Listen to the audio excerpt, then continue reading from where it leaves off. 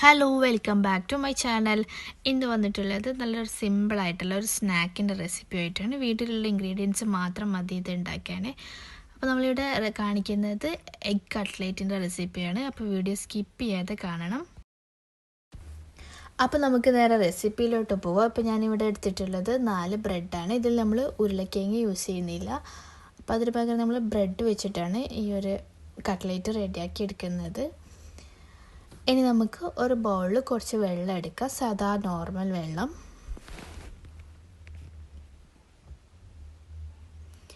എന്നിട്ട് നമ്മൾ എടുത്തിട്ടുള്ള ബ്രെഡ് ആ വെള്ളത്തിൽ ജസ്റ്റ് ഒന്ന് മുക്കിയിട്ട് അതിൽ വെള്ളം ഒന്ന് കൈവച്ച് പ്രസ് ചെയ്തിട്ട് നന്നായിട്ട് കളഞ്ഞെടുക്കാം. അപ്പോൾ ഞാനിവിടെ 2 മുട്ടയും 4 ബ്രെഡുമാണ് എടുത്തിട്ടുള്ളത്. അപ്പോൾ നിങ്ങൾക്ക് കുറച്ചുകൂടി ക്വാണ്ടിറ്റിയിൽ വേണമെന്നുണ്ടെങ്കിൽ കുറച്ചുകൂടി ബ്രെഡ് എടുക്കാം. അപ്പോൾ അതിൽ വെള്ളമൊക്കെ കളഞ്ഞ് ഒരു ബൗളിലോട്ട് ഇട്ടിട്ടുണ്ട്. ഇനി ഇവിടെ എടുത്തിട്ടുള്ളത് 2 പുഴുങ്ങിയ മുട്ടയാണ്. നന്നായിട്ട് പുഴുങ്ങിയെടുത്ത 2 മുട്ട എടുത്തിട്ടുണ്ട്. ഇനി നമുക്ക് ഇതിന് ഒരു ഗ്രേറ്റർ വെച്ചിട്ട് നന്നായിട്ടൊന്ന് ഗ്രേറ്റ് ചെയ്തെടുക്കാം. ഗ്രേറ്റ് ചെയ്തെടുക്കുന്നില്ല എന്നുണ്ടെങ്കിൽ ചെറുതായിട്ട് കട്ട് ചെയ്തെടുത്താലും മതി. അപ്പോൾ കട്ട് ചെയ്യുന്നതിനേക്കാൾ നല്ലത് ഇതുപോലെ ഗ്രേറ്റ് ചെയ്തെടുക്കുന്നതാണ്. അപ്പോൾ ഞാനിവിടെ 2 മുട്ടയും ഗ്രേറ്റ് ചെയ്തെടുത്തിട്ടുണ്ട്. ഇനി നമ്മൾ നേരത്തെ വെള്ളത്തിൽ മുക്കിയിട്ട് മാറ്റി വെച്ചിട്ടുള്ള ആ ഒരു ബ്രെഡ് ജസ്റ്റ് കൈ വെച്ച് ഒന്ന് നന്നായിട്ടൊന്ന് പൊടിച്ചു കൊടുക്കാം, ഒന്ന് മിക്സാക്കി എടുക്കുക. എന്നിട്ട് അതിലോട്ട് നമ്മൾ ഗ്രേറ്റ് ചെയ്ത് വെച്ചിട്ടുള്ള മുട്ട ചേർത്ത് കൊടുക്കാം. മുട്ട ചേർത്ത് കൊടുത്ത് വെച്ചാൽ പിന്നെ ഇതിലോട്ട് നമുക്ക് ഒരു 2 പച്ചമുളക്, ഒരു മീഡിയം സൈസ് സവാളയുടെ പകുതി, പിന്നെ കുറച്ച് കറിവേപ്പിലയും മല്ലിയിലയും ഇതൊക്കെ ചെറുതായിട്ട് കട്ട് ചെയ്തിട്ട് അതും കൂടി ഇതിലോട്ട് ചേർത്ത് കൊടുക്കാം.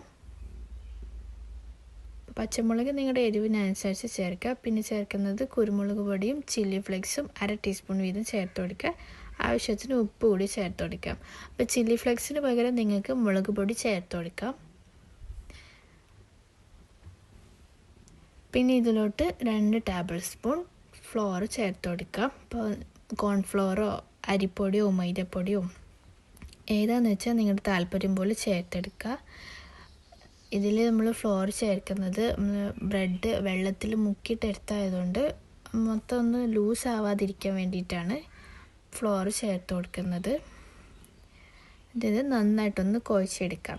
കൈ വെച്ച് തന്നെ നന്നായിട്ട് കുഴച്ചെടുക്കുക. അപ്പോൾ കുറച്ച് ലൂസായിട്ട് തോന്നുകയാണെങ്കിൽ കുറച്ചുകൂടി ഫ്ലോർ ചേർത്ത് കൊടുക്കുക.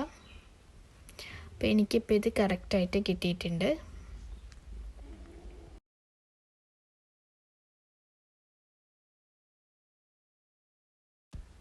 അങ്ങനെ ഇത് നന്നായിട്ട് കുഴച്ചെടുത്തിട്ടുണ്ട്. ഇനി നമുക്ക് ഇതിലോട്ട് കുറച്ച് ബ്രെഡ് ക്രംസും ഒരു മുട്ടയും എടുത്തിട്ടുണ്ട്. മുട്ട നന്നായിട്ട് ഒരു ഫോർക്ക് വെച്ചിട്ട് നന്നായിട്ടൊന്ന് ബീറ്റ് ചെയ്തെടുക്കാം. ഇനി നമ്മൾ മിക്സ് ചെയ്ത് വെച്ചിട്ടുള്ള ബ്രെഡും മുട്ടയൊക്കെയുള്ള ആ ഒരു മിക്സ് നമുക്ക് ഒന്ന് പരത്തി ഷേപ്പ് ചെയ്തെടുക്കണം. അപ്പോൾ സാധാ കട്ട്ലേറ്റിൻ്റെ ഷേപ്പ് പോലെ റൗണ്ട് ഷേപ്പിൽ തന്നെയാണ് ചെയ്തെടുക്കുന്നത്. കയ്യിൽ നന്നായിട്ട് ഓയിൽ സ്പ്രെഡ് ചെയ്ത ശേഷം അതൊന്ന് ഓരോ ബോൾസാക്കി എടുത്തിട്ട് ഇതുപോലെ ഒന്ന് ഷേപ്പ് ചെയ്തെടുക്കാം. അപ്പോൾ ഈ ചാനൽ ഇതുവരെ സബ്സ്ക്രൈബ് ചെയ്യാത്തവരും ആദ്യമായിട്ട് കാണുന്നവരുണ്ടെങ്കിൽ നിങ്ങൾക്ക് ഇഷ്ടമാവുകയാണെങ്കിൽ ഒന്ന് സബ്സ്ക്രൈബ് ചെയ്ത് വെക്കുക. ഇനി നമുക്കിത് ആ മുട്ടയുടെ മിക്സിൽ മുക്കുക. എന്നിട്ട് ബ്രെഡ് ക്രംസിലൊന്ന് കോട്ട് ചെയ്തെടുക്കാം. നമ്മൾ സാധാരണ കട്ട്ലേറ്റ് ഇങ്ങനെയൊക്കെ ചെയ്തെടുക്കാറില്ലേ, അതുപോലെ തന്നെ ചെയ്തെടുക്കുക.